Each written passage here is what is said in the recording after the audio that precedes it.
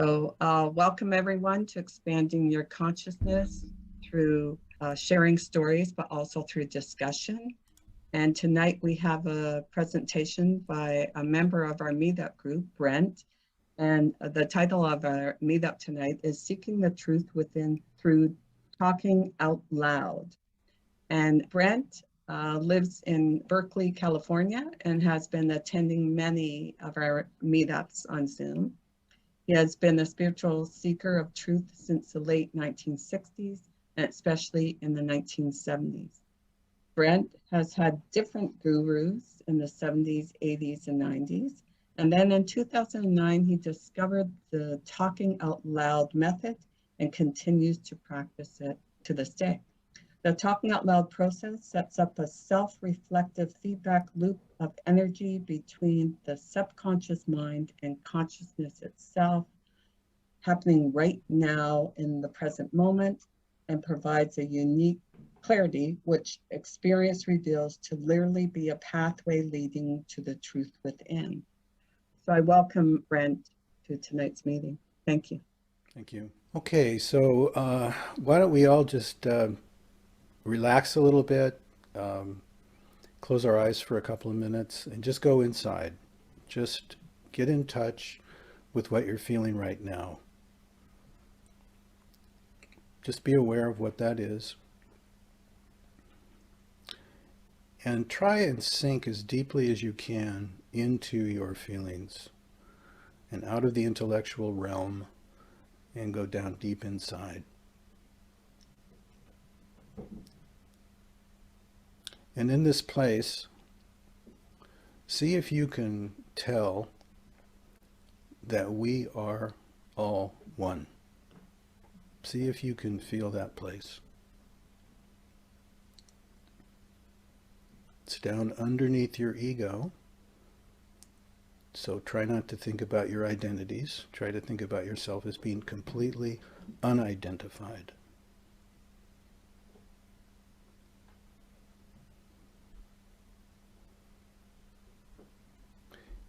Can you feel something bigger than yourself?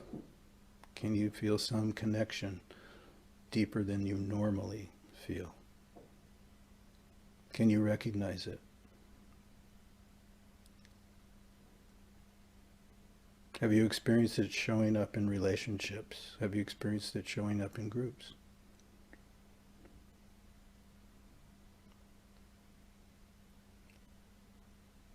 This is the place that we're all arising from. This is the place where all our identities arise from. All our thoughts, all our feelings arise from this place deep inside, where we are all one.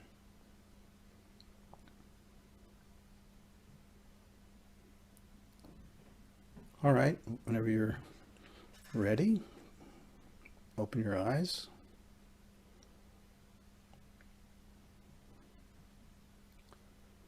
Okay. So, like you, I've been a spiritual seeker for a long time. I've been dying to find a source of truth, and I've looked outside myself most of my life. I've looked outside myself to find other gurus, to find books, to find experiences that would reflect to me the truth, because I did not trust myself with having truth. I was told from a very young age that I was not a worthy person, that I was a sinner, that God wasn't particularly happy with me, and I was going to have to work and win his love.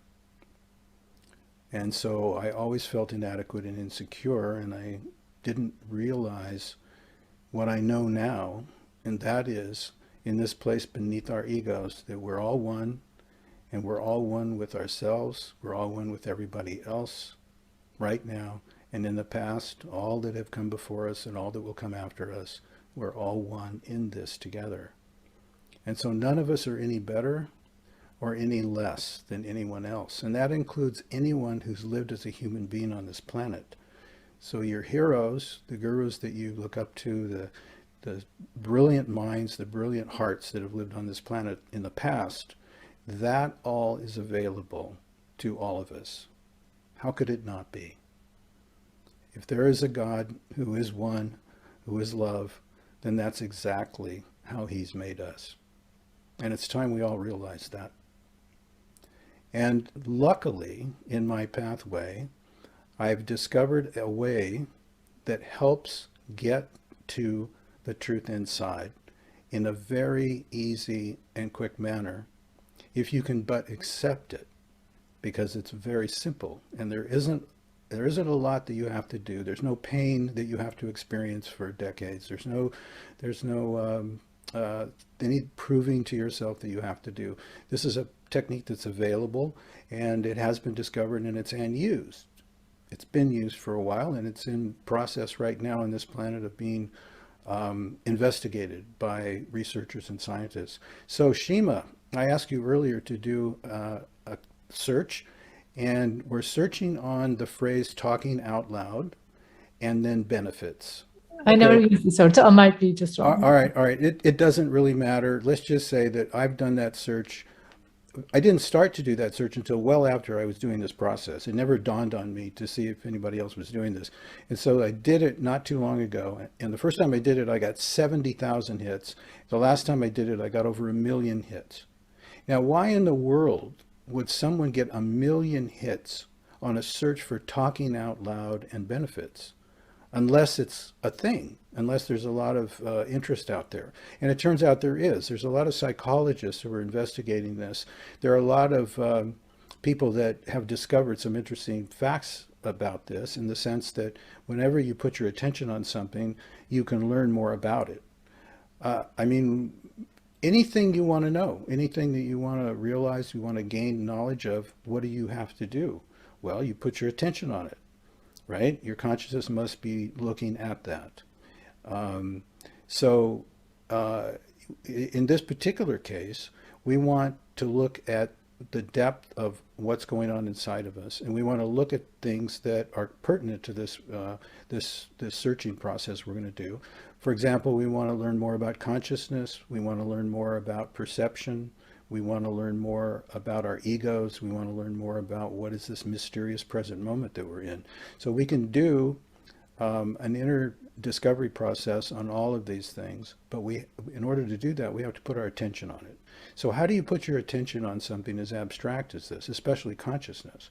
Consciousness isn't something that's easy to find, even though it's constantly, it's like always present. It's the elephant in every room.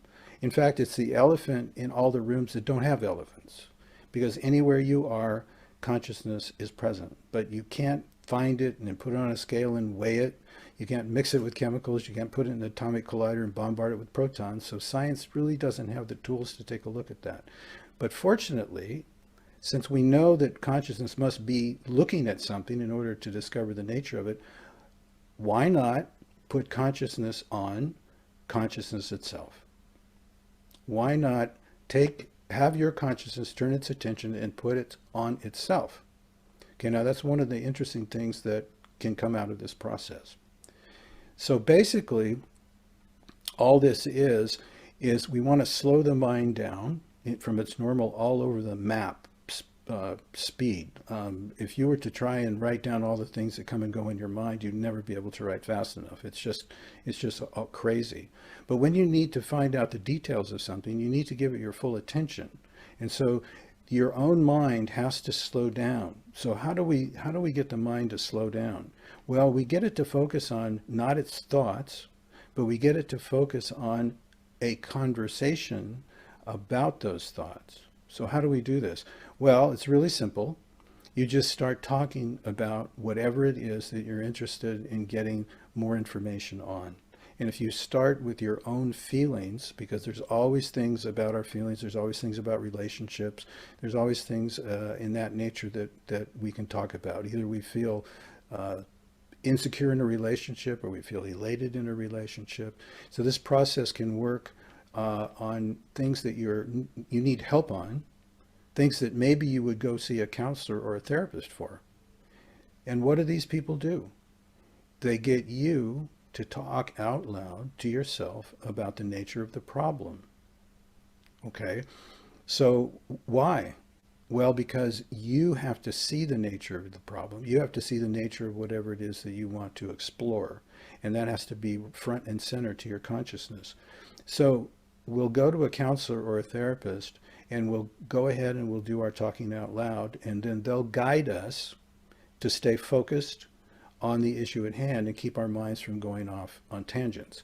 And people pay a lot of money for that to happen. That's about all that the therapist can do for you, is simply to keep you on beam as you do a searching process within yourself. So what we want to do here is we want to see if it's possible to take a look at these issues inside and see if we can handle this ourselves. Because if we go to a therapist and all they're going to do is make us talk to ourselves and keep us on beam, then if we can do that, then it's possible that we can go as deep as we could with anybody else. Now, most people wouldn't think that they could do that, but my experience tells me that it's very possible and actually works out that way. So what we're going to do here is we're going to think about this idea. Like, let's pretend that no one's ever done this before. So we want to think about this idea. Now, how would we go about trying to get deeper and deeper inside, knowing that we need to put our attention on whatever it is that's going on?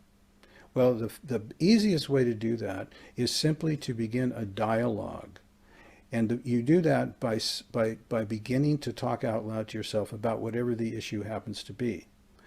Something you want to fix, something you want more clarity on, it doesn't really matter. You just start talking to yourself out loud. Now, one of the first things that you'll notice when you start this process is that you aren't actually picking and choosing the words that come out of your mouth when you talk. Now, in order for that to actually be the case, there would have to be a database in your mind with thousands of words. And you'd have to have them in alphabetical order and be picking and choosing them. And talking is so fast that you can't do that. It's impossible to keep up with it. So you just start talking and you focus on the feeling that you're having.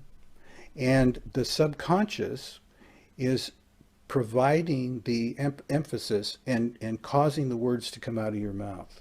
You actually don't know what those words are going to be because you're not consciously picking them until you hear them. So when you talk, the words come out of your mouth, they go around and they come back in your ear.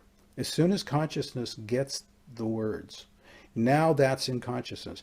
Now consciousness hears what the subconscious has said and then will make a comment on that or just listen. If it makes a comment on that, then that becomes the next thing that comes out of the mouth. And then that goes back around. So we have a constant speaking process happening, and it's being monitored by consciousness. And so the syncing up of the brain part that talks and the brain part that listens begins to happen. And the syncing up of consciousness and the subconscious begins to take place. So now we have, let's take for an example, suppose we want information on consciousness. Okay, so we're going to start talking about that. So we might just start out talking like, okay, I hear this is an interesting idea to talk out loud. I'm going to give it a shot, and I'm interested in talking about consciousness. Okay, what is consciousness? Well, consciousness is this thing that's present, that's always here. And it's how I know things. Consciousness is the place where everything shows up. Right? Yeah, that's correct. Now notice what's happening. All I'm doing is beginning to dialogue about consciousness, and what comes out of my mouth is going to be what I already know about it. As this process continues, you will begin to discover things that, wow, that's interesting. I hadn't thought of that before. Because consciousness is now focused on the idea of consciousness itself. And the talking process is the subconscious trying to come up with something about the nature of consciousness, and then that pops into consciousness, and then consciousness sees that and goes, oh, okay, and then it says something else. And so that feedback loop process is the methodology in which takes you deeper and deeper inside. Now, another thing you might be interested in talking about might be a problem that you're having. So let's say you're in a relationship and you're having a problem. Okay, so you start a dialogue with yourself about how you're feeling. Okay, well, gee, I just met this lady, And she seemed like a really nice person, and I was very attracted to her. And I expressed that to her, and she really didn't respond the way I was hoping she would respond. And now I don't feel good about this. Now I feel sort of bad, and my chest hurts and my stomach hurts, and so you're talking like that, and the feelings are being discussed, and it's coming out of your mouth, and then you're listening to yourself as the dialogue goes on. And in this particular case, I had the exact circumstance come up, and it took me 15 or 20 minutes of talking to realize that I had become my consciousness had become totally glued to its identity as being Brent, the individual person who thought he needed to have a relationship in his life in order to be okay.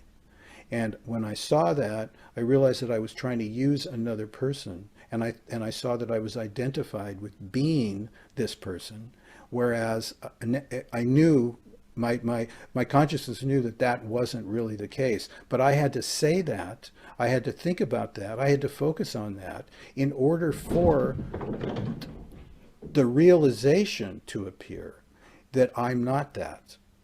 So this can be used in many different ways in order to just go really, really deep inside of yourself. I have yet to find a limit in this, because it seems that the entire arena of every experience I've ever had is stored someplace.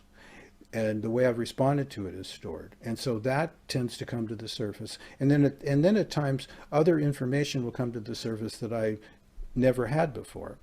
Like I was talking about consciousness once, and I got into realizing that the consciousness that I was talking about is the consciousness, or the parts of consciousness, the aspects of consciousness that arose within consciousness itself. So consciousness is the elephant in the room.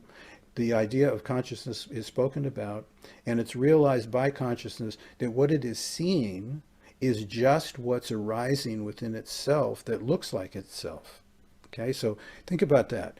Consciousness can only know itself if aspects of itself arise within itself that reflect its own nature to itself. Now, consciousness has to be evolved to a certain point for this to happen.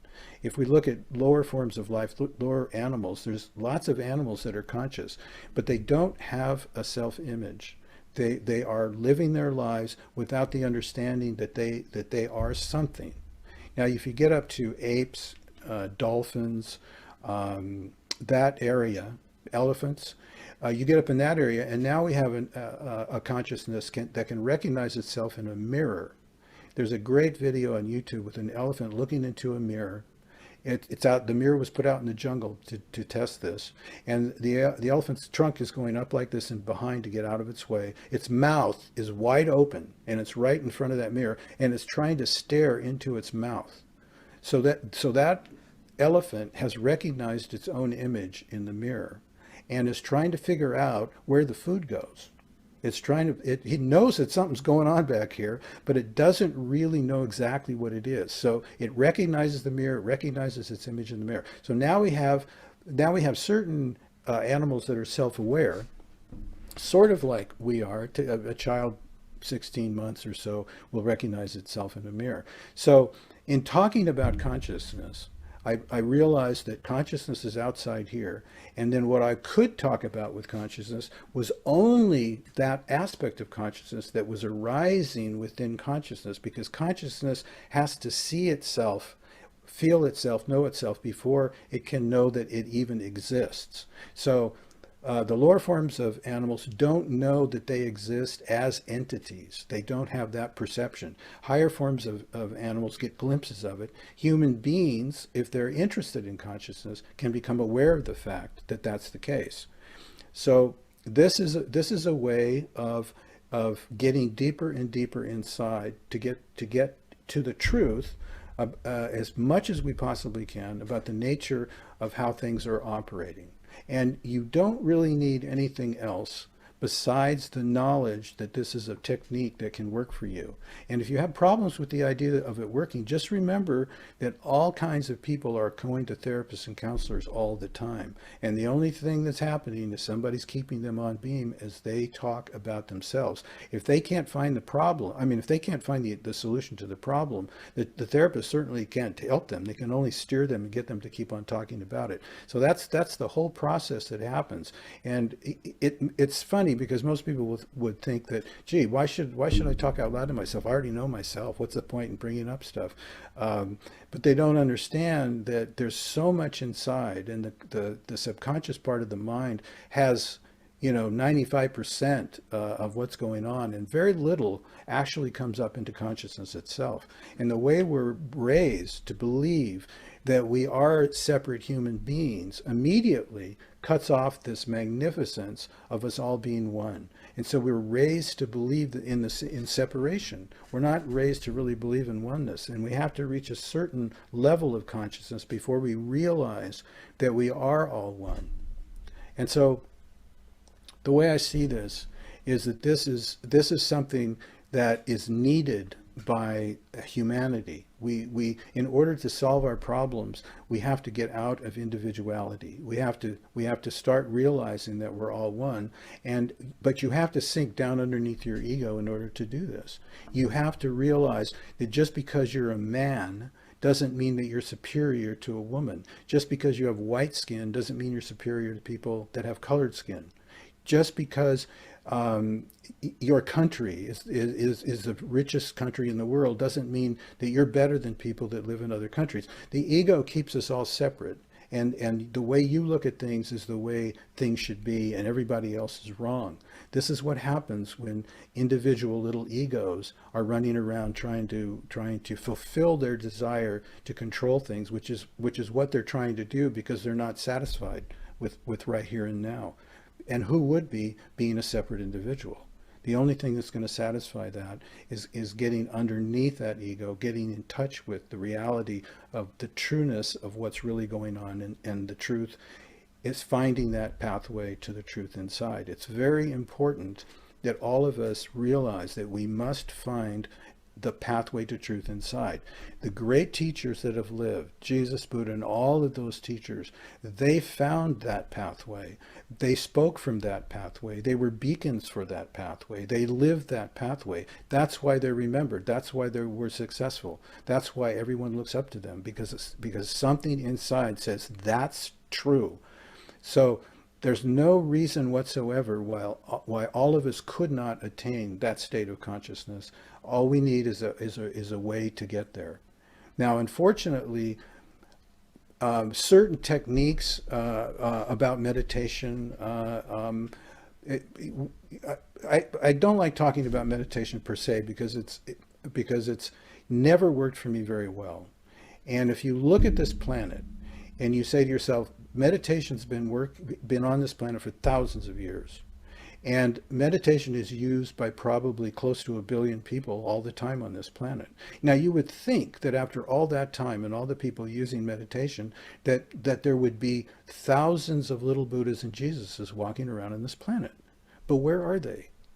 And my experience is that when you're seeking emptiness and you're seeking spaciousness and you're seeking a place in between thoughts, you're trying to get away from thinking, you're trying to get away from all that, you can attain a state of peace. You can attain a state of some sort of a oneness, but it's not as deep as possible to get to. And in my experience, you have to look at things head on. You have to look at all the problems in your life head on, and you have to realize the problem inherent in them, and you have to get there. And one way to get there is to talk out loud about the problem, and that's been working wonderfully for me.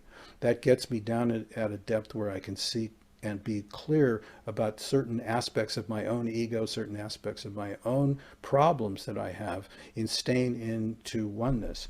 And this no pain, no gain, you got to pay your dues, you got to meditate for decades, and that's the only way it's going to work, is there's something that doesn't feel right about that, and there's something that's true about the fact that where are all these enlightened ones? It just doesn't seem to work. I think that what will work is when the attention is paid, when the talking out loud happens, when the sinking below the ego happens, when the oneness is prolifically enhanced in your life, and you see it and feel it, I think then real change can be made. I think then this planet can change. But until all of us work on the separation that we have inside of us, that many of us are hooked by, are controlled by, we're not going to make any success in this journey. So this particular way, I think, can be something that can be very helpful to everyone. And it doesn't take any money to do this, and it doesn't take that much effort. You just have to want to look at the issue at hand. You want to have the desire to overcome that issue. You want to be in touch with your feelings at a deep enough level so that you know that this issue is important and is keeping you from the place that you'd really like to be. And then you focus your attention on that and just have a dialogue between the subconscious and the conscious, and those come together, and then the most amazing things can happen. I've talked about this before, but the revelation of what love is, I didn't really understand that. I knew that I could fall in love with somebody. I knew that I could feel one with them, but I didn't have the complete picture there. And with this talking out loud process, I got to a point where I realized that inside is this loving conscious energy, and that is looking for itself. And when it finds another human being that loving conscious energy is in, and the conscious energy recognizes itself in each other, then there's a oneness that automatically happens, and it looks like that conscious energy is coming together as one, but the reality is, even separate, it is one already. That conscious energy is one regardless of how far apart it is, regardless of who it's in and who it isn't in. When that's found inside, and it's found inside the other person, and you come together with that person, that conscious energy then is all of a sudden starts waking up to itself as this one energy field, this one loving conscious energy field. And so that is what love is. It's the revelation of the nature of the oneness of this loving conscious energy to itself as this one thing. And that can be found in relationships, in family, in large groups that get together and just have a big party. You can find that kind of a feeling there. That's a very deep sense of oneness. And that vision of that came out of this talking out loud process. And another interesting thing that's come out of this process is what I call the big four, and that's consciousness, perception, the present moment, and the ego. And these are all very important to understand. Consciousness is the place where everything shows up that can be known or experienced. Consciousness must be present for that knowing or that experience to happen. Perception is how it shows up. So this is a species-specific thing. And we talked before about the differences in vision that human beings have with the colors that we see, and then in animals like dogs who can only see two colors, and then creatures like manna shrimps that literally have 4 times as many receptors on their retinas as we do, and are off into some space that we couldn't even begin to imagine. So there are 3 specific perceptual bubbles that each of these species is in. So they can only see through their bubble, and that bubble is what limits them. So we got consciousness is where everything shows up. We've got perception is how it shows up, and then we have the present moment, which is when it shows up. It's always showing up in the present moment. So the talking out loud process keeps you focused on the present moment, because you're focused on the arising of words that are coming out of your mouth right now. And that's about as close to the present moment as you can get. Right in this moment, those words are coming up, and you're focused on that. So that keeps you right in the present moment. That's very important. So you're not spaced out, going out into the past and in the future. And you're getting a really good feel for what being in the present moment is like. So that's pretty much the simple version, the short version of all this. It does require you to actually try it. You may be feeling that it sounds like a good idea. You may be feeling, but I don't know who does this, and is this going to work? Well, it's not going to cost you very much to find out. All you have to do is be open for it. All you have to do is try it. All you have to do is see if it works for you. Now, I can't guarantee that anyone in particular is going to find this to be a pathway that goes to the truth within. It has worked that way for me, and I've tried everything. I mean, I've been into drugs, I've been into gurus, I've been into books and groups. I mean, I've tried everything in order to find that pathway to truth within. And this is the only thing that has actually worked to do that for me in a consistent way. I mean, it works on psychedelics, but you can't take psychedelics every day. It's just, you'll destroy yourself. So you have to find a way that's not so hard on your system. And so this is such a simple process. And when you have a feeling of insecurity and rejection because somebody has rejected you, and 20 minutes later, after talking to yourself, you're out of it, and you saw the problem, and it was with you, and thinking that you needed this other person in your life to be all right. And so that is what becomes manifest. The truth arises. It's being broadcast all the time. It's just a question of us turning our attention to the present moment, having this dialogue, and out comes what's being broadcast. And it's here for us, and it's the way in. The present moment is the secret way in order to get to truth. That's the secret way. This is not a way in which you need to spend a lot of time and energy first to get to a point where then you're okay with it, you can get it. It's not about that. It's not about the future. It's about right here and right now, which is where everything happens. It's always now when it happens. We're always in the present moment. It just needs to be focused on. One experience I had, I want to just mention here, back when I first started talking out loud, was I was in this room. Okay, my eyes were closed, and I was in this room in my mind. It was a 2-story room, and it was just a big room and had a lot of stuff in it. And I was looking up at the corner, and I saw a crack in the wall. And the crack opened up, and it was black behind the crack. And the wall opened up like this, and then there was someone standing there looking towards me. Guess who it was? It was me. I was up there looking at myself down here in this 4-dimensional space-time world, and I was outside of it in another dimension. And that has proven to be the case, because consciousness is outside this dimension.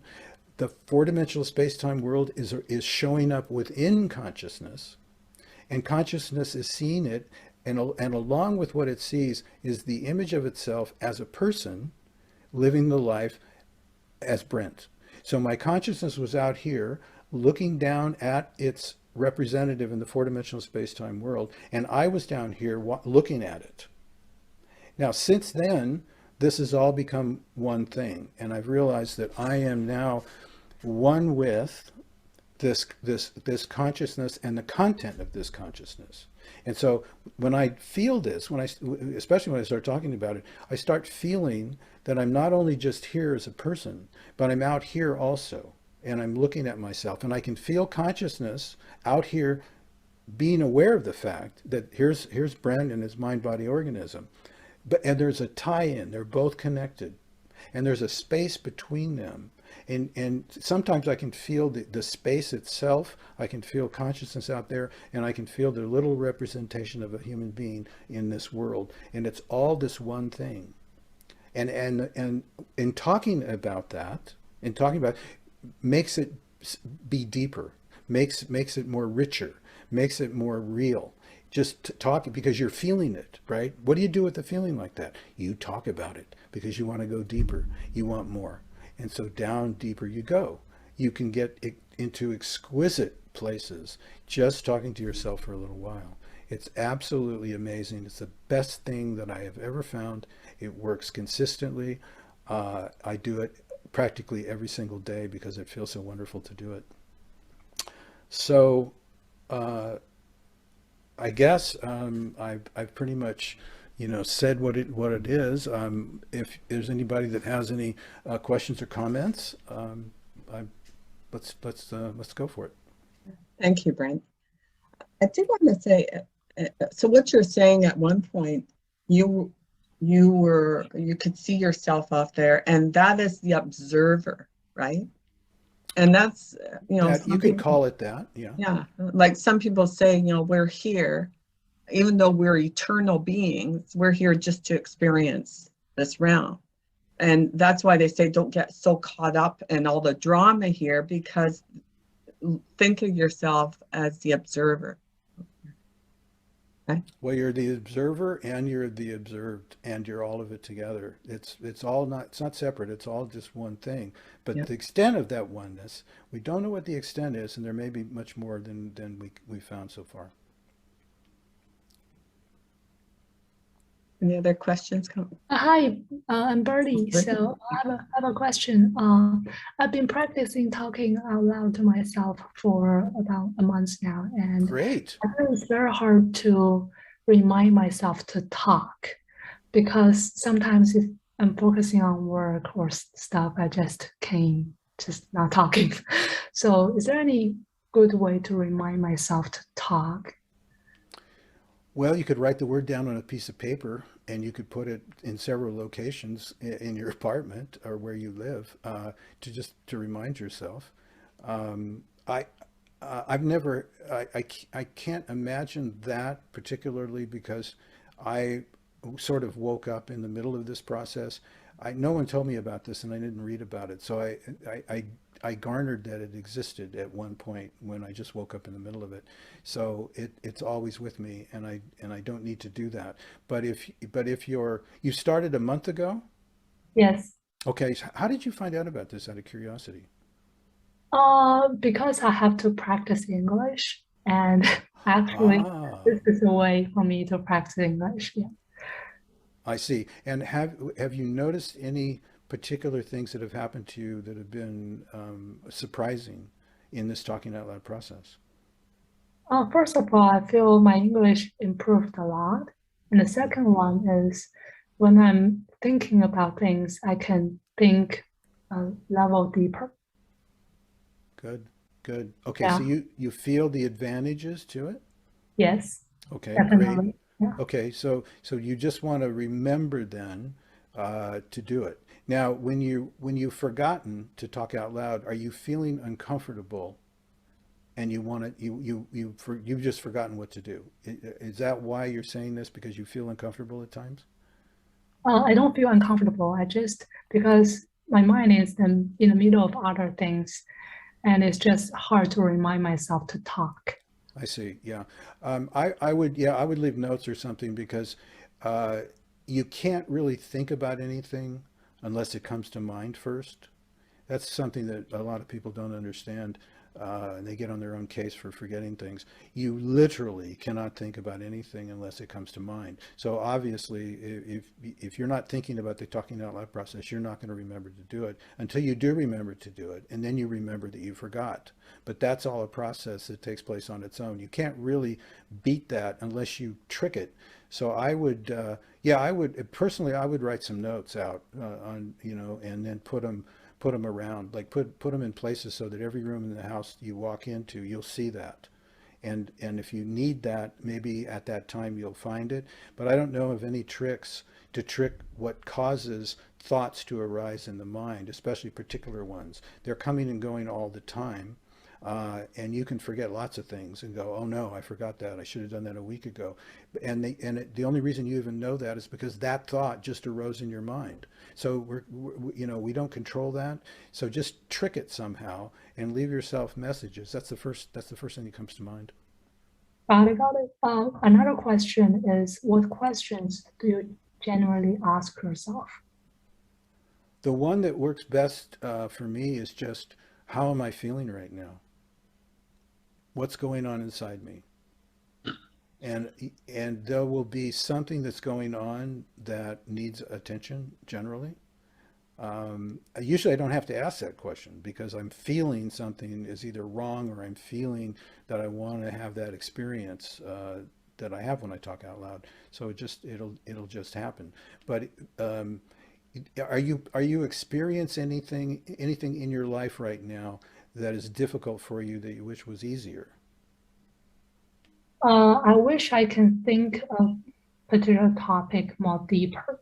So, for example, after you acknowledge your emotion, your feeling, and you kind of know what's that feeling comes from, and then what following questions are you going to ask yourself to dive deeper? Um, I would have a dialogue with myself about the way it felt. I would say I don't like this feeling. I want clarity on this. This feeling is bothering me. Keep on topic with what you say out loud. Just keep on topic with that, and keep talking about that. And something will come up. Something will come up. Your consciousness is watching this, so something's going to come up. Your consciousness is going to give you an idea. It's going to come up. But you have to keep focused on the issue at hand and just keep talking until something arises, which it will. Sorry, one last question. So comparing talking to yourself and writing. So go ahead. Oh, okay. Yeah, I've talked to people that write. To me, writing is too slow. I like to talk, and when I talk, I record it. I always record it because sometimes I get really incredible spiritual insights, and I've got the original experience right there by recording it. So I'm always recording things. So I'm sorry, say that again. Give me your question again. So my question is this, should I take more time to write instead of talk, or just talk? Okay. Oh, I see. Okay. Well, what I would do if I were you is I'd have a discussion with myself about which one you want to do the most right now. If you want to do one of them, then start talking about that right now and say, okay, now I could write, I could talk. Which one do I want to do the most? And just keep the dialogue going until you realize I want to write, and then you'll start writing. Keep the dialogue going until you want to keep talking, and you'll just keep talking. See, you take the problem and then you put it into your mind, and then you begin a dialogue about it. And if you don't know what to do, that's what you talk about. You talk about, gee, I don't know what to do at this moment. I can go this way, I can go this way. If I go this way, this happens. If I go this way, this happens, and you just keep going because you have to get down to the nitty gritty of what it is about that you want. Okay. Sorry, one more question. So you can ask as many questions as you want. Okay, one more question. We do have others that want to ask questions. Sorry. So you mentioned that you record your self-talk. So do you actually replay those things or just leave it there? I do sometimes, especially if there's been a really good one. I'll replay it. I'll keep it in a special folder. Sometimes I listen to them and there's nothing particular I want to keep, so I just erase it. Other times I need more time with it, and so I just put it someplace to get to later. That's what I do. Got it. Thank you so much. Sure. Thank you, Birdie. Is anyone else? Kenny, do you have anything you'd like to ask? So I do this, but I didn't realize I was actually doing it. And I vary between talking, thinking, and writing. But it just flows. But you've introduced a couple of interesting rules, like well, I guess I have some interesting rules too. So what I do with my notes that I've written is I write them into essays and books. So it's part of my career thing. So if I'm trying to undo some Buddhist koan or something, I'm trying to think of what did Buddha mean when he said all that. I think that's my second question. So my first is writing okay? And of course you answered that with Birdie.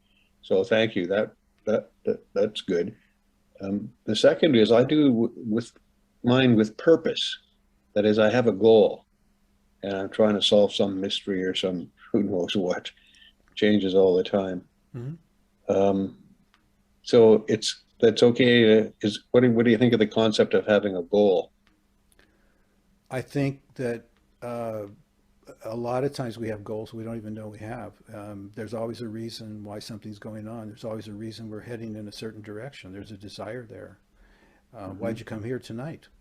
There was a desire to come here, and it was stronger than the desire not to, or do anything else. So you end up here. There's something going on that brought you here. We don't always know the exact reason why things happen, but they happen and they take us along. I'm not in any position to say what's right or wrong with anything that really anybody else is experiencing. I would just encourage anyone who has a question about should I do this or should I not do this, is to start a dialogue with yourself and find the truth within, because who can tell you what's right for you? And this is a really good thing. I'm glad you asked this, because this is something everyone needs to realize. We're raised to believe that we're not that great, and that other people, the authority figures especially. I can remember it was first grade, I think it was, and the teacher said, pay attention to authority. And so that set me up for that. And then we're not that encouraged that much, because we're just these separate people, So we have a tendency to want validity given by somebody else as to what we think we should do, and if we don't know, sometimes we just ask, what do you think I should do? Well, a person who's doing a process like this understands that you're the one that has to answer that question, and you're the one that has to do the dialogue with yourself to find that out. If I was to tell you what the right way to do is, you're going to discover later that I should have never said that, hopefully. So just trust your inner voice, trust your feelings. They're just the same ones that Jesus and Buddha had. Just trust those and get in touch with those and dialogue about those and get as deep as you can within your feelings about those, and whatever clarity is going to come, it will come. Thank you. Faith? Hi, can you hear me okay? Yeah. Yes. Yeah. I guess for me, it's I came on late. I just found out about this. I just checked my email. What exactly is the technique? Is just talking to yourself? Like, that's it? Like, what if, okay, so if you have a lot of trauma, PTSD, and you're going through a lot of emotional storms and like scared a lot and crying a lot, like that's where I'm at right now. And can that help with that, or am I in the wrong Zoom or what? Well, it has helped me. It has helped me tremendously. You'll have to, I'll tell you what I would do. I mean, I would just pick something that you're having an issue with, and I would start a dialogue with myself about the way I felt about it. Just start talking about your feelings that you're having about it, whatever it happens to be. Can you give me any clue as to what it might be about? Well, just the situation right now, the looming, whatever. I don't want to get into details, but the threat of, the mandate or whatever, the threat of it's not happened yet for my category of profession, but it's kind of looming. So there's this, it's just bringing up so much fear and about the fear, vaccine? Fear. About the vaccine and that. Okay, about the vaccine. So, okay. Fear, yeah. All right. So the fear is coming from not having a complete understanding of the situation. So I would start a dialogue with myself about, okay, suppose it happens. Suppose my fear happens. Suppose this is going to happen. Okay, first of all, it hasn't happened yet. So whatever energy you're expending on it at this moment is coming out of the future, of looking at the future and going, gee, if this happens in the future. But sometimes it's good to plan ahead. So, I would just talk about it to myself, and then I would try and figure out why it is that I was so resistant to it? Why is it that you can't accept what might happen? Okay, is it going to be painful? What is it specifically about it? Try and find the aspect that's happening inside yourself that is triggered by this potentiality, and put your attention on that, and see if you can get some clarity about why you feel that way. You may feel that way because you're insecure, and if you're insecure, it means you don't have enough facts, probably. If you've convinced yourself you've got enough facts and you're just afraid to deal with it, ask yourself, well, what are my alternatives? You know, what can I do? You can plan ahead, and then that way you'll be all set when it comes down, and you know, you can quit your job, or you know, whatever. Well, it's my license, my professional license. It's your professional. Okay, that is would that be of course gone. that is That a would, big that is a yeah, big deal. yeah, it You know, is. And I just, there's no negotiating. I'm not allowing it. So, right, right. I'd rather die. So, Okay. and it Okay. feels like I'm gonna die if my license goes, and that's Okay. where I'm at. So, Okay. Can you live somewhere else and keep your license? in Canada, I'm not sure. I'm not sure. That's one thing I would look at. I mean, if it's this important to you, I'd say to myself, well, do I have to live where I am, where this is going to take place? Can I move someplace where it's I not going to mean, take place? yeah, I'm told that, well, I am really good at what I do. So if I can go without the license and still There are people doing work different work privately, you know, so yeah, just so you know, Faith, we know practitioners in different fields, and that's what they've done, is they've been, you know, just working outside the system, so to speak. yeah, but the Right. question for me is like, will I get enough clients? Or because people want to have it covered by their insurance, you know? I mean, is there enough work out there? I mean, I'm And good at what I also, do. just so you know, I understand the Premier of Saskatchewan is removing all the restrictions. So, I mean, there is this movement happening here. So, The point is, it's like right now in this moment, you are in distress, Yes. and Oh, yeah. and you can't control exactly what's going to happen. That there are other people's decisions. You can't control that, but you can deal with the emotions that you're having. And if you're having strong emotions uh, based on something that may not happen or may happen, then you need to put your attention on what's going on right now inside you, and why you're feeling this way when it hasn't actually happened yet. So there's a fear here of losing something, and if you put your attention on that, maybe there's a way that you can keep it. If you start looking at alternatives, that may be one way out. But the problem is this emotional state you're in right now. And if you weren't in that emotional state and you were just able to go, okay, well, if that happens, then I'll do this, or if that happens, I'll do that.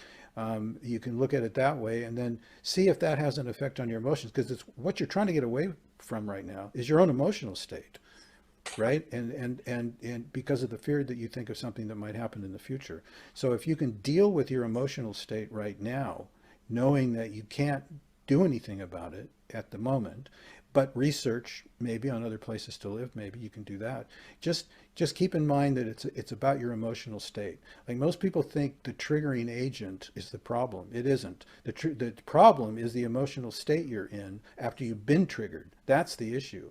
And the more time that you spend evaluating that, getting in touch with those feelings, sometimes wanting to push a feeling away makes it much worse. So if you can surrender a little bit to that feeling of distress that you have right now, and describe and find out it isn't really that bad. There have been times when I've been totally miserable about things, and the one time that I said to myself, okay, how bad do I feel right now? And I said, well, my chest is a little upset. Well, my stomach is a little upset. And I thought, is that it? And that was it. And my mind was making a really big deal about it. And it wasn't a big deal at all, not in that particular moment. So that's something else you can take a look at. You know, have a dialogue with yourself about the way you're feeling, what's going on inside you, and see where it leads, because that dialogue can take you off into a great place of clarity. yeah, and that's a good point, because often we get caught up in the external things. the activity, all the stuff happening out there that, you know, and that is out of our control, where it is, you know, focusing more about what's going on here. Mm-hmm.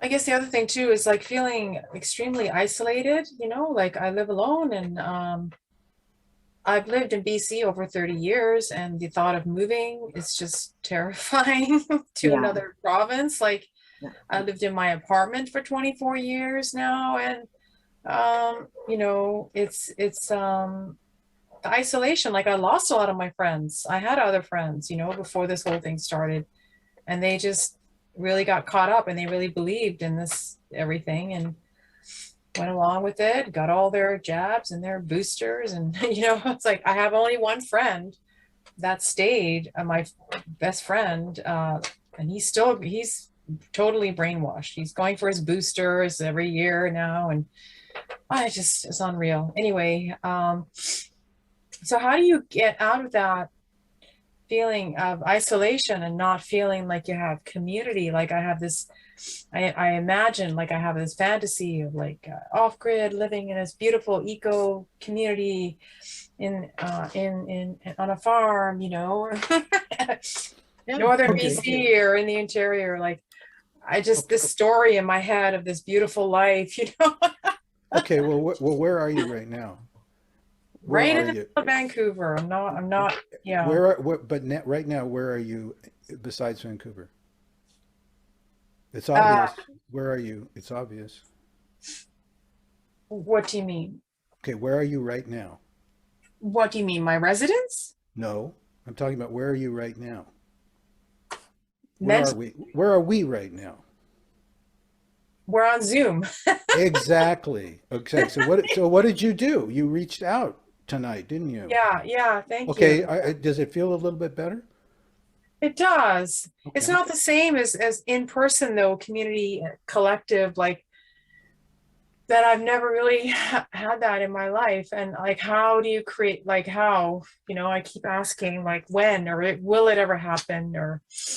Well, my experience about 14 months ago when I started Zoom, I had no idea what the platform was, and I found out very quickly that it's like heaven, because I don't even have to get in my car and go anywhere. I can get on Zoom and I can talk to people from all over the country, and I can do it anytime I want. And there's all these groups going on about every topic you can come up with, and so it's like better in some ways, because there's a oneness here about a specific area of mind, and to find this many people in my area might have taken me forever. So you know, temporarily this Zoom is a wonderful thing, and you can try to reach out, and you'll begin to understand that as long as this moment is good, then things will play out okay. So if you can, so you'll feel better. You feel better right now.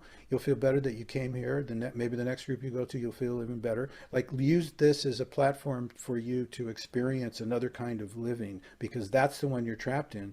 Now, you do have some expectations on what you want the future to be. That may work out or it may not. Try not to worry about that now, because there's nothing you can really do about that now, except do your research and keep talking out loud about the way you're feeling. And do what you can do. Do everything that you can do. That's great, Brent. And Faith, just so you know, Brent is in California. So, you know, Oh, wow. yeah, like most of us are in British Columbia, you know, in Vancouver area. I didn't know. Kelly, of course, is in Ontario, Hamilton, Ontario. Birdie, I'm not sure where Birdie's from, but this is Birdie's first time joining us. So, yeah. Faith, Dave? what did Birdie was telling us where she? Birdie? Oh, I'm from Seattle. Oh, Seattle, great. Yeah. Faith, it brought to mind your, quest for your community, and it is in relation to what happened for the last 2 years. It was really getting hard to have a friend that you could go and hang out with, right? And that was something that I really needed, and I asked for, because all my friends who I would normally have no problem with connecting, they just like, no, that's not happening anymore. But I just asked for it, and I guess I was asking consciousness, you know, because I was going outside of myself into that oneness of, you know, that is within and without us, however you want to look at it. I just put it out there. I just said, yeah, I need a friend. I need some buddies to hang out with. And I was thinking about it the other day, and I have, you know, I have two friends who I see on a regular basis, and that's, I was realizing, oh, I remember I asked for that. You know, I said, hey, I need somebody to hang out with, you know, and that's, yeah, you put it, you put it out there, and sometimes it comes back Yep. to you. Now this, Brent, great talk, and all the components. excellent. I'm really, you know, thinking about these things all the time. You know, perception, consciousness, ego, the present, and it's like yourself, like most of us here, as far as I can tell, we've been seeking, we've done different practices and explorations and all kinds of directions. And this is, you brought it all together really well. And what I really liked about it was how you're saying when you're starting this conversation, and it's what's coming out ends up being your subconscious. So your subconscious, if I'm getting this right, is you're actually, it's a way to get in, like you said, deeper and deeper. And it's very interesting that you would be able to go in and listen to your subconscious as it is expressing itself. You're not thinking about what you're going to say, it's just coming out, and it is your subconscious. And so that is great awareness, to become aware of your conscious or your subconscious, because that is a vast area. And there's a lot of people who've studied this and have lots to say about it. Carl Jung, for one, and Stanislav Grof, for another, comes to mind. This is our collective unconsciousness. This is part of our oneness, and that you getting in touch with that, I mean, boom, it's, who knows, like you say, it can get you in touch with some really, as deep as it goes, really. So yeah, I'm really, I like this. I'm definitely going to try. And I think I do it in a version I'm thinking inside my head, having this conversation, ongoing conversation with myself all the time. But it would be good to see what happens when it's out loud talking. And, that might be quite different, because we'll see what happens. It is, and it slows the mind down a lot. So it's a great method. One other thing I forgot to mention here, this method can be looked at as a pathway to truth. It also can be looked at as something that will work with any other path you're on. If whatever path you're on, whatever you're doing, talking out loud about it is not going to hurt. Talking out loud about it can help clear up things you might not understand. So you look at this as an adjunct to something else you're doing. If this doesn't appeal to you as something to do, look at it as an additional thing that you can bring in once in a while to what you're doing, and maybe it will help you get clarity in areas that aren't quite working out as well as you'd like them to work out. Excellent. You said there were 4 things: consciousness, this perception, subconscious, and the ego. Consciousness, perception, the present moment, and the ego. Consciousness, where everything shows up. Perception, the way it shows up. The present moment, when it shows up. And the ego is what keeps us out of oneness and out of where we need to be. Okay, and so ego is something that we need to kind of wrestle with and have and understand where it is in our psyche and how it's affecting us, right? And I've got a little thing to add. as far as the ego goes. And this was one thing I learned in when I was attending, I always call it Buddha school, but NKT. And I always thank Geshe Kelsang Gyatso for this, because in his writings, he says, if you want to get in touch with your ego, think of the worst moment in your life and how you felt. And that was your ego, right? That was why you felt that bad, because your ego was being whatever you felt it was, for whatever reason it was made, you were feeling bad, and that was your ego. He also said, think of the very best thing that ever happened to your life and how you felt in that moment. That's your ego also. So your ego, is that, this is how I wrestle with it a little, when I think about it. It is that which is being fed or being denied, and we're allowing that to happen. We're allowing that to be how we feel, is because of our ego. Take that away, or at least have an understanding of it, then you are you are separated from it. You'll let yourself be really happy, and you'll let yourself be really sad, but you realize that's not who I am ultimately. I would add to that just to say that the ego is the sum total of all the identities that your consciousness is glued to, that create an idea of a separate person who has a gender, has an ethnicity, has a nationality, has a personality, and all that stuff. That's all ego, because ultimately there's no real identity that you can have. Even if you call yourself a spiritual seeker, that even is an identity. So you want to be as free of identities as you possibly can be, or you will be in a lot of trouble. Right. Yeah. Like that. That's why some people say just call yourself consciousness. That's really another identity. We don't know what we are. Whatever, yeah. One thing go ahead. I just wanted to say that, about the community thing, Dave, that you were talking about, because I went through the same thing, lost a lot of friends and things like that, just because of everything that's going on, and can't really do certain things, but so what I did was I met it, I just talked out loud, and I said, I gotta find people who are, on the same the same wavelength as me. I needed that, and I found them. And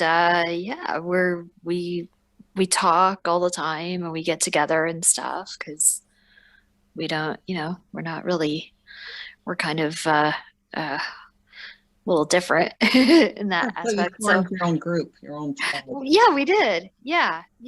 And so it's good. Right now we're kind of not really hanging out, because we have another storm here. Yeah. So I was gonna go and see them this week, but there's lots of snow right now outside. Yeah, so and that's scary. Yeah. But that's okay.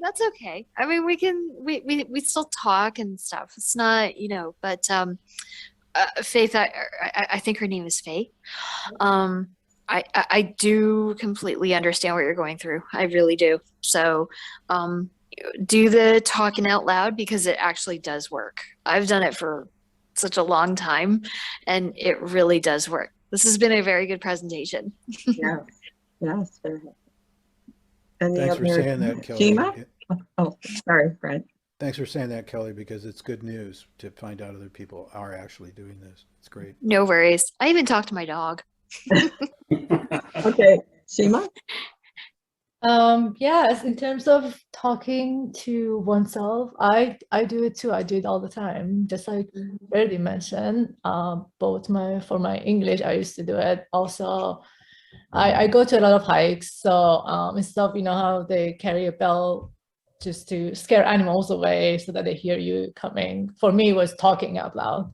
So that was really helpful, especially at times that, just like Brent mentioned, something's going on in your life. And then you can just talk out loud and just make sense of it. So that's great. But I also found that sometimes listening also is very important. And those are usually the moments that I'm either really, really devastated, maybe just like what Faith mentioned, I mean, different problem, but like really devastated. I can't even like talk about it. It's very deep. For me, it's just what we did in the beginning, just closing my eye, just connecting with consciousness and just like let it run through me. And then like all of a sudden I feel that peace really inside me, and that whatever that bothered me doesn't bother me anymore. So yeah, and then Brent mentioned the unity, that one united body, and yeah, I think like human being can be either, because like not everyone's like that, right? We don't always think as like ourselves as one united body. Like people, like most people, I think we like very disunited, very disconnected with other people, and they just think they just care about themselves. Like we human beings, we're just selfish. We talked about ego, and like most people, I think they're just not in that path anyway. Yeah, I think it's very important to be in that path, to be receiving enlightenment and awareness. And definitely, I think when you talk out loud, that's one way of receiving awareness from your within. I think like if it's writing, it's the same thing. For me, it's music. I play music, and sometimes I just things come to my mind, like, and then, so that's that too. Yeah. And I also, what he said about no pain, no gain. No, I'm totally with you. And I think Buddha himself was, for 7 years, for the first 7 years when he got out of the, like he was a prince, he got out of the castle, and he was like going through all this hardship, and he didn't get anything through those 7 years until he let go of all that. And then that's when he's like, he received all the enlightenment that he received. So I also think that in order for us to connect with our consciousness, that we are all from that consciousness. We are consciousness, all parts of universes. We don't need to just go through hardship. It should happen in just 1 second, right? So yeah, I like it. Thank you, Sheila. Faith? Hey, is it okay? Yeah. Yeah, Faith, I can hear you. I guess I'm wondering, like, okay, so give me an example of like talking to yourself. Like if you feel scared, you just say, oh, I feel scared, or I'm afraid, like in that kind of way, or? That's a good place to start, is just get in touch with your feelings and begin talking to yourself about what you're feeling right then. And that can lead all kinds of interesting places. First of all, you become aware in a really stark way where you are. You know, you may not have, maybe there's some things you don't want to admit to yourself. So you just do that, you know, and you'd be surprised, just admitting sometimes that you're in a place that you don't like is enough to get you to realize that you're not really stuck there, not really, you know. So you just have that dialogue, and it doesn't matter where you start. You could start anywhere. You know, you could start, gee, you know, that guy was talking out loud. That probably doesn't work. I can't see how it could possibly work. You know, you could start there even. It doesn't matter where you start. You will become more clear on what you're feeling as time goes by. Yeah. Okay, so it's kind of like therapy. Can I add to that, Faith? What Brent was saying, because one thing that I've learned over time is our feelings, we manifest, we create things through our feelings. So focusing on that, thinking about that, getting a sense of where you're at, I think is, you know, important to do. Okay. Kind of like being your own therapist, like you're scared, like, okay, what are you scared of, like that kind of thing, or Yeah, you role play maybe. Yeah, exactly. You're coming up with some great ideas. Yeah, exactly. Okay. The therapist, the real therapist is inside. The real guru is inside. That's where they are. So yeah. Here. Thank you. Yeah. Can I actually say something? It might help Faith. Two things. One is that just think about that one of the parts of the universe is change, and just like accepting that change, that we go through that change. I think that's very important. I earlier talked about that I was like very dark place. It happened, I was in Mexico, and we went to this club. I'm usually don't club, but like I was with a family and friends. I went there. I came back early, and then my other sister came back, and my brother-in-law. So everyone was coming back except for my younger sister. And then my other sister is texting me at like 4 o'clock in the morning that the club is closed. We cannot find her. Like she's not answering. And this is Mexico. That's like so much violence against women. We're in a different country. It's like New Year. And I'm just like at 4 o'clock, I'm like, oh my God. Like, so my mind obviously going like the worst places that it can. And I was really scared, like what can happen, right? And for me, what got me through it was just like, first of all, just like closing my eyes, just like listening, connecting with that consciousness, and then like going through, okay, what's happening? And then accepting, I'm like, okay, so what's the worst is that I lose my sister. And like, there are so many people in the world that they've lost their sister, their loved one. So that can happen. And then the second thing was just dealing with that, like through like family grief. And I went through all that and just thinking that everyone else's like in the world, I'm no better than them. People like went through like so much worse. And maybe I have to go through it too. It's not nice, right? But it's part of the reality of this world. So not everything is pretty, right? So for me, it was that I accepted it. I just accepted the worst. And then when I did that, I was relieved. And I had my peace. An hour later at 6 o'clock, finally my sister's like, hey, can you come and get me? But I just accepted everything. We all go through changes. Sometimes it's not nice. And then I accepted it. And then it didn't have that power over me, that fear, like nervousness. I wasn't that anymore. So I don't know if I thought that might help you. Yeah, thank you. Yeah. Okay, any other comments, questions? Brent, it was an excellent presentation. Thank you so much. Thank you. And I know you said you've been sharing this technique for 10 years or more, right? I try. Most people aren't open for it. They aren't ready for it. I try. Yeah. But you have been wanting to expand more on this. Is that right? Oh, yeah. Writing and Okay. Yeah. I've got a book I want to write and a group I want to start, and it's getting really close to when I'm going to be doing those. Yeah, that's good. Right. And any final questions or comments before we end the meetup? I'd like to thank everyone for joining us this evening, and I really want to thank Brent for his presentation, and it's very helpful for everyone, especially at this time. And that's one thing I did want to ask you, Brent. When you first came across this, did you notice it was like a gradual process in developing it, or did you notice a major shift at a certain point? Well, when I discovered this, I woke up one morning when I had been talking to myself, and it dawned on me that after all the years that I'd been doing this, that I was talking to myself out loud. It just like hit me all of a sudden. And I thought, is this process what's getting me deeper inside? Is this process that I've been doing? Is this a process? I didn't know what it was. And then slowly but surely I began to realize that, yeah, it is a process. Yeah, it does work. It gets you deep. And I started realizing this, and I started talking to people about it. This is the first time I ever talked like this in a group, addressing like a topic to talk about. I mean, I've talked about this in this group before, and I've talked about it in other groups.